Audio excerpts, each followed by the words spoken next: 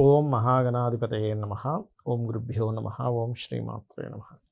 పర్టికులర్గా వాస్తుశాస్త్రంలోని అంటే వాస్తుని జ్యోతిష్యాన్ని కనుక ముడిపెట్టి చూసేటువంటి కొన్ని విషయాల్లో మనం ఈరోజు చెప్పుకోబోయేటువంటి అంశము, ఒక వ్యక్తి ఇందాక మనం గత ఎపిసోడ్లో చెప్పుకున్నాం, ఎందుకు వీళ్ళకి మంచి వాస్తున్నా కానీ ఆ ఇంటికి వెళ్ళినప్పటి నుంచి ఇబ్బంది అవుతుంది, లేకపోతే ఇల్లు కొన్నప్పటి నుంచి ఇబ్బంది అవుతుంది అంటే వీళ్ళకి ఒక దగ్గర స్థిరంగా ఉండే యోగాలు ఉండవు. అది అట్ ది సేమ్ టైం వీళ్ళ జాతకంలో బాగోకపోతే ఒక్కోసారి భార్య జాతకం లేదా పిల్లల జాతకాలు అని చెప్పుకున్నాం. అయితే ఈరోజు మనం చెప్పుకోబోయేటువంటి అంశం ఏమిటంటే, అసలు ఎప్పుడైనా గృహం ఎప్పుడు కొనాలి, ఎలా తెలుసుకుంటాము? మొట్టమొదటి పాయింట్, అసలు మీ జన్మజాతకంలో గృహం మీ పేరు మీద కొంటే మీకు కలిసి వస్తుందో లేదో తెలుసుకోండి. ఎందుకంటే ప్రతి వ్యక్తికి గృహం ఒకటే కాదు, వాహనం కొన్నప్పుడు. అందుకే చూడండి, మన వాళ్ళు గొడ్డు వచ్చిన వేళ బిడ్డ వచ్చిన వేళ అంటూ ఉంటారు. కొంతమందికి సంతానం కలిగినప్పుడు బాగుంటుంది, కొంతమందికి వివాహం తర్వాత బాగుంటుంది, మరి కొంతమందికి ఎవరితోనైనా పార్ట్నర్షిప్లోకి వెళ్ళినప్పుడు బాగుంటుంది. అలా రకరకాల మార్గాల్లో ఇది కూడా వన్ ఆఫ్ ది ఇది. అయితే ఇక్కడ మీరు చేయవలసింది ఏంటంటే, ప్రధానంగా మీ 4వ భావాధిపతి 4వ స్థానము లేదా శుక్రుడు, కుజుడు, బుధుడు ఈ 3 తీసుకోండి. ఎందుకంటే శుక్రుడైతే వాహనాలు కొనుగోలు చేసేటప్పుడు కానీ, గృహం కొనుగోలు చేసేటప్పుడు కానీ చెక్ చేసుకోవాలి శుక్రుడైతే.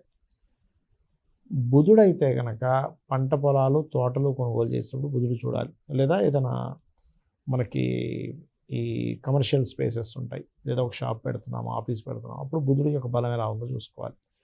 కుజుడు అనుకోండి కంప్లీట్గా ల్యాండ్స్, అదేవిధంగా బుధుడు పంట పొలాలు, తోటలు కూడా.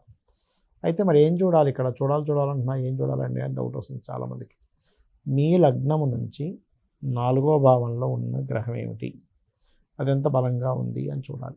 అంటే ఉదాహరణకు కుజుడు ఉన్నాడు, 4లో కుజుడు ల్యాండ్ కొంటానంటే కాదు. ఆ 4వ భావంలో ఉండే కుజుడు ఏ గ్రహాల చేత పీడింపబడుతున్నాడు, ఏ గ్రహాల వల్ల సపోర్టివ్గా అయ్యాడు చూడండి. ఇది ఎందుకు చెప్తున్నానంటే, కొంతమందికి శుక్రుడు బాగుంటే కుజుడు బాగోడు, కుజుడు బాగుంటే శుక్రుడు బాగోడు. అప్పుడేంటి, వాళ్ళకి శుక్రుడు బాగున్నాడు కానీ కుజుడు అంతగా లేడు, ఏమంటే మీరు అపార్ట్మెంట్ కొనుక్కోండి అని చెప్పచ్చు.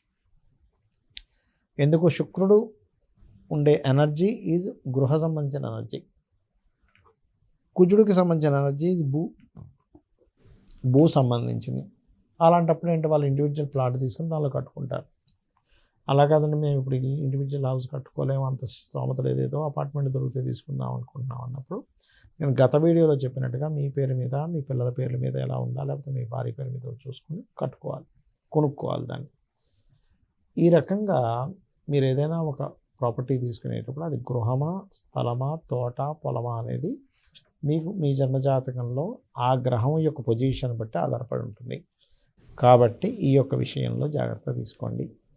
ఇక మరొక విషయం ఏంటంటే, ఇక్కడ గమనించినట్లయితే కొన్నిసార్లు కొంతమంది ధనాన్ని కట్టి ఆ ఇల్లు కొనుక్కోవడం పక్కన పెట్టండి, ఎవరికో మనీ కడతారు, మధ్యలో ఆగిపోతుంది.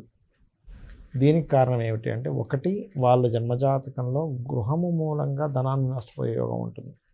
అంటే 4th-కి 12th కనెక్టివిటీ రావడం, 4th లార్డ్ వెళ్ళి కేతుతో కలవడము, నీచపడి ఉండడము ఉన్నప్పుడు ఏమవుతుంది, ఆ మహాదశ అంతర్దశల్లో ఖచ్చితంగా వాళ్ళు నష్టపోతారు. కానీ అలా కాకుండా వీళ్ళ జన్మజాతకంలో ఉండేటువంటి గ్రహాలకి శుభగ్రహ దృష్టి వచ్చిందనుకోండి, అప్పుడు ఖచ్చితంగా వాళ్ళు ఆ సమయంలోనే కొంటారు, ఆ సమయాలలోనే వాళ్ళు తీసుకుంటారు కూడా.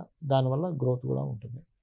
అయితే మరి ఇదే సిస్టమ్ బంగారము, వెండి కొనడానికి కూడా సంబంధం ఉంటుందా అంటే ఖచ్చితంగా ఉండి తీరుతుంది, గుర్తుపెట్టుకోండి. ఖచ్చితంగా, ఇక అందులో ఎటువంటి సందేహం లేదు. వెండి కొనుక్కోవాలంటే మీ జన్మజాతకంలో చంద్రుడి యొక్క స్థితి బాగుండాలి, బంగారం కొనుక్కోవాలంటే రవి గురువుడి యొక్క స్థితి బాగుండాలి. అందుకే చూడండి, పాపం కొంతమంది బంగారం కొని ఏదో దొంగతనం జరిగింది, పోయిందని బాధపడుతూ ఉంటారు. ఎందుకంటే వాళ్ళ జన్మజాతకాల్లో రవి గురువుల యొక్క ప్రభావం సరిగ్గా లేదు. అది ముఖ్యమైనటువంటి కారణం. ఇక